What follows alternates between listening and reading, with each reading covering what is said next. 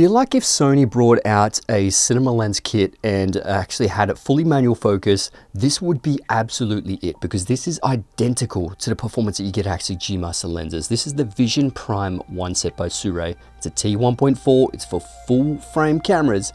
And so far, you get 3 of them. And one of the most massive pieces of advantages with this lens is that you can change the lens mount out yourself. That's freaking amazing. These are Sirui's newest full-frame cinema lenses called the Vision Prime 1. They have a fast aperture of a T1.4 to a T16. They are a full metal design and come in a 24, 35, and 50mm focal lengths. They have a large 270-degree focus throw, and they weigh around about 600 grams or 1.3 pounds each. They have a front filter thread of 67mm, and they come with interchangeable lens mounts. And they come in either metal grey or black. You can get them early at $549 each or $1,599 US for the whole set. And here is a full spec sheet on the screen right now.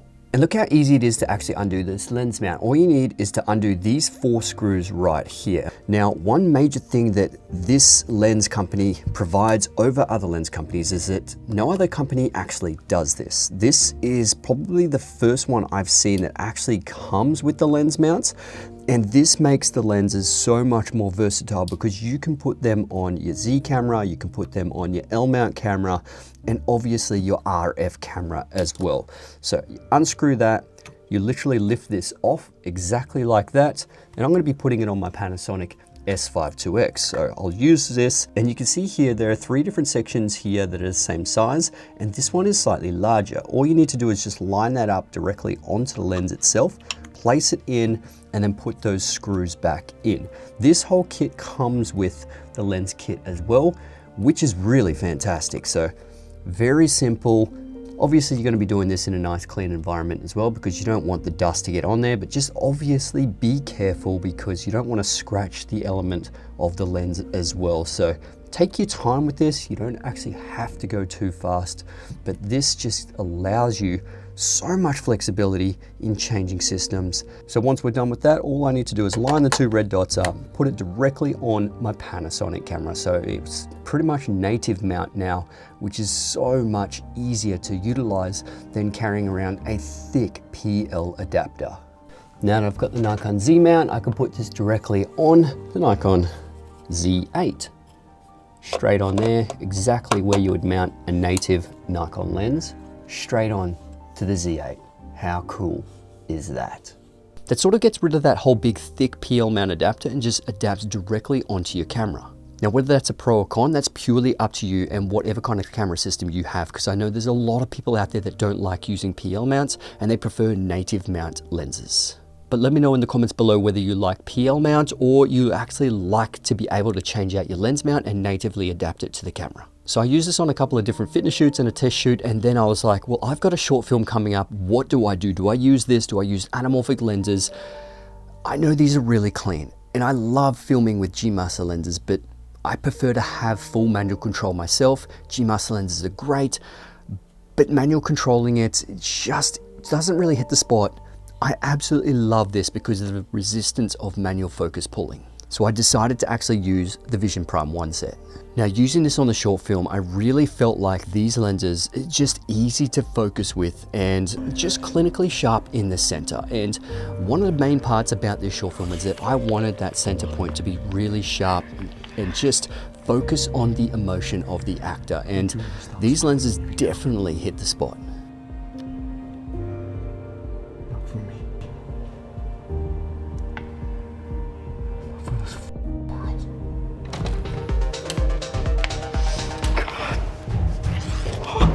What a show, Dave. What a show. Crowd loved it. Crowd loved it. They loved you. They loved you. That other guy is gone. And you put on one hell of a fight. Hell of a fight. So now, talking about sharpness, let's check out the sharpness chart. So having a look at the lens chart at T1.4 with the 24mm, you can see it's pretty much sharp in the center and out to the corners. What I do notice is that there is a little bit of barrel distortion when you have a look at that line. If you go over to 35mm, it's pretty much the same story, wide open at T1.4, sharp in the center, sharp outside, nice contrast, and you've got a little bit of barrel distortion just like the 24mm. Then if you go to 50mm, you can see there's probably a little bit of pin cushioning, but it is nice and sharp in the center and out to the corners, wide open at T1.4. Overall, this test shows how sharp these lenses are. Wide open, obviously stopping down, they can only get sharper. And when it comes to that chromatic aberration, that's probably one thing that I really don't like in lenses, and these ones are really clean, which is great because some anamorphic lenses or some really wide open fast lenses have quite a lot of chromatic aberration. It's one thing that it takes me out of the shot. I just don't like seeing it on those high contrasting edges. So I prefer zero chromatic aberration, but if it does have any kind of character, perfectly fine, but these are really clean. And then if we have a look at the longitudinal chromatic aberrations at 24, 35, and 50, there pretty much is none. It is absolutely clean with these lenses. So flaring is quite subjective, but if you are looking for a clean lens or a dirty lens, let's see what these ones are like. So this is the 24mm at T1.4. You can see it's fairly clean when it comes to the flaring, a little bit of artifact in the corners. And if you go over to the 35mm, you can see there's probably a little bit more flaring when it comes to this focal length, and it really depends on what you prefer. Now the 50mm does tend to flare quite a lot. It really depends if you like this or not, but this is how these three lenses flare when you have direct light going into the lens. Now, one massive thing I do appreciate is that fast aperture, T1.4, and if you are filming wide open, it's going to be nice and sharp. So if you do need cinema lenses that really perform well in low light situations, I mean, this is definitely going to be your bet because they perform just like G Master lenses, but obviously inside a cinema body. And if you are new to cinema lenses and you don't know the difference between a T-stop and f-stop, essentially the T-stop is the transmitted light that hits the sensor. Your f-stop, if it's an f1.8, it isn't necessarily a T1.8 when it reaches the sensor because there will be light that diffracts off the lenses and you will actually lose a little bit of light from the frontal lens till it gets to the sensor. So a T-stop is far more accurate, and if you are switching between different lenses, you actually know your transmitted value of the light. Now, one thing we do see, and is a very welcomed addition, is that rubber gasket around the lens mount. Finally, a third-party company has decided to put a rubber gasket around here just to make sure that that is completely sealed. And I guess that just gives you a little bit more confidence when it comes to having a nice sealed lens mount on your camera. Now the focus throw is pretty large here, but it is a fairly decent sized lens that you're not, pulling forever if you're doing from a close to a far distance pull. And speaking of focus throw, we have to check out the focus breathing of the three lenses. So you can see here with the 24mm, there really doesn't seem to be much focus breathing. Similar thing with the 35mm, not much focus breathing here as well. And with the 50mm, probably just a little bit of focus breathing on the edges, but nothing crazy and probably won't be distracting. And when it comes to the close focusing distance, they all seem to be very similar in terms of the field of view. You can see it's 0.26 meters for the 24, it's 0.3 meters for the 35, and it's 0.43 meters for the 50mm lens. So build design, I absolutely love the quality that you're actually getting out of these lenses. Now they are a full metal design, and there is some really nice resistance when it comes to this focus ring, and that's what I like a lot, is having fairly decent resistance. And especially when you are hand focusing, you don't want these to be too smooth. You want a little bit of resistance there so you can actually just nail in your focus really nice. Now there's also a 72mm front clamp-on section where you could put clamp-on matte boxes, but most of my matte boxes are about 95mm front clamp-ons, so I thought I'd just mention this one in case you use something like that. Now we do have to talk about the competition that Sirui will face, and these Nisi Athenas are probably very similar when it comes to, comparing cinema lenses in the full frame market.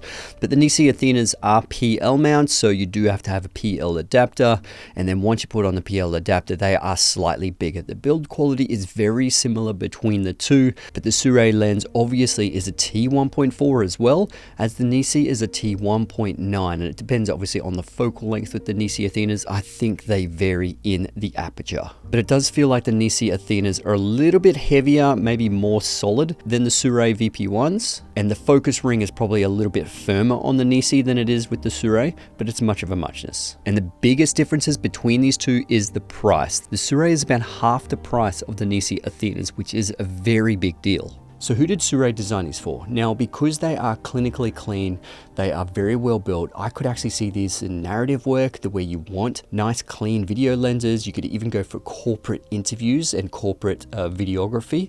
This could be really great for that. And then obviously standard stuff like wedding videographers or music video producers, you know, having nice clean clinical lens sets are quite important, because some directors, some producers just don't like a really dirty stylistic image. Clean images sometimes for some people look really nice. Now, obviously what I would love to see in the future is a 16mm and potentially an 85mm version of these, just so we have something at the really wide end and obviously something at the really telephoto end, because 50mm is kind of like my go-to these days, 50/85. I love being really close to the talent, and that perspective, in my opinion, I just really like it, because you can really pull out some nice background separation, but you can also get right in there with the athlete and capture heaps of emotion. So 50mm, I used this pretty much the whole time on the short film, and then when it came to the athletes, I did use the wide lens, but I also used the 50mm as well. I kind of used in between the three, but you know, the telephoto 50mm is my go-to with this one. And look, if you are after a really nice, clean, clinically sharp lens that's great for, say, corporate videos, great for short films, depends on the type of narrative work. But if you actually want something that's really sharp and kind of like perfect, these lenses are going to be your choice. So anyway, my friends, hope you enjoyed this video. And if you did, please give it a thumbs up. Subscribe to my channel if you haven't already. And obviously, I'll put a link in the description below if you want to check these ones out. And yeah, thanks for watching, and I'll see you guys in the next one. All right, let's get it.